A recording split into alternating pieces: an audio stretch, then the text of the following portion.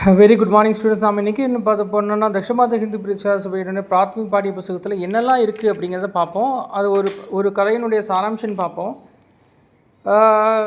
பாக் 1 போதினியில் வந்து ரெண்டாக பிரிச்சுருக்காங்க. பாக் 1 போதினி, பாக் 2 பத்திய.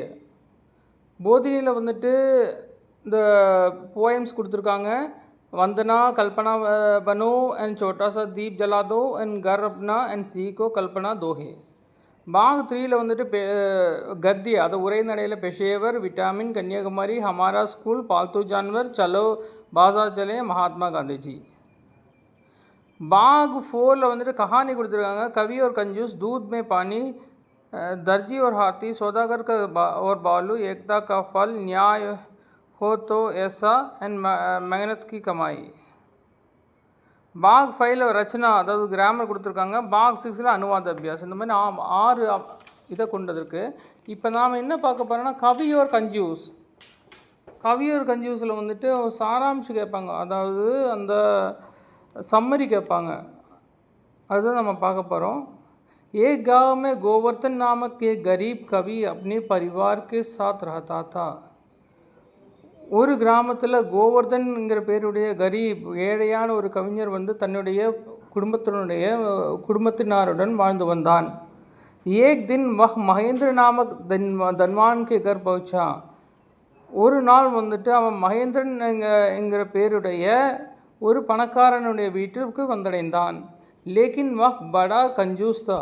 ஆனால் அவன் மிகவும் ஒரு கருமியாக இருந்தான், கஞ்சத்தனமானவனாக இருந்தான். गोवर्धन ने उस पर झूठी प्रशंसा की कविता सुनाई. ஸோ கோவர்தன் வந்து அது அக்சர் அடிக்கடி ஜூட்டி பிரசம்சா, அதாவது பொய் புகழ்ச்சியினால் வந்துட்டு கவிதையை கேட்க வைத்திருந்தான். சுனாயி, அதாவது சுன்னா அப்படின்னா கேட்குதல், சுனானா அப்படின்னா கேட்க வைத்தல் அப்படின்னு அர்த்தம். இசை சுன்கர் மகேந்திர ने अपने नौकर से गोवर्धन के लिए सोने की थाली और 100 अशरफियों ले आने कहा. என்ன இசை இந்த பொய் புகழ்ச்சி நம்பி மகேந்திர வந்து தன்னுடைய வேலைக்காரன்ட்ட வந்துட்டு கோவர்தனுக்காக சோனேக்கு தாலி, ஒரு தங்கத்தட்டையும், 100 அஷர்ஃபியோ 100 நாணயங்களையும் எடுத்துகிட்டு வர சொல்லி சொன்னான். மகர் நோக்கர் நஹி ஆயா, ஆனால் வந்து வேலைக்காரன் வரல. गोवर्धन के पूछने पर महेंद्र ने कहा कि आपने मुझे खुश करने के लिए झूठी प्रशंसा की है. கோவர்தன் சொல்கிறான், கோவர்தன் என்ன கேட்டா அப்படின்னா கோவர்தனுக்கு பூச்னே பர் மகேந்திரனே கஹா, மகேந்திரன் சொன்னான் அப்படின்னா நீ என்ன புகழுங்கிறதுக்காக வந்துட்டு பொய் புகழ்ச்சியை சொன்ன.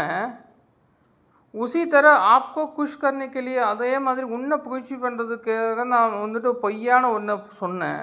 கோவர்தனுக்கு காலி ஹாத் கர் லோட்னா படா. அதனால் வந்துட்டு கோவர்தன் வந்து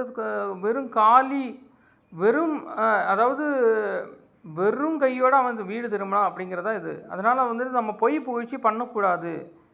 இதுலேருந்து நம்ம என்ன, கஞ்சூஸ் பூல்கர் பி खोटी दमड़ी तक नहीं देता.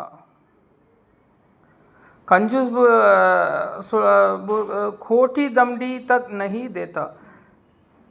ஸோ அதனால் வந்துட்டு நம்ம வந்துட்டு அதிகமாக யாரையும் பொய் புகழ்ச்சி சொல்லக்கூடாது அப்படிங்கிறத இந்த சொல்லியிருக்காங்க. நன்றி.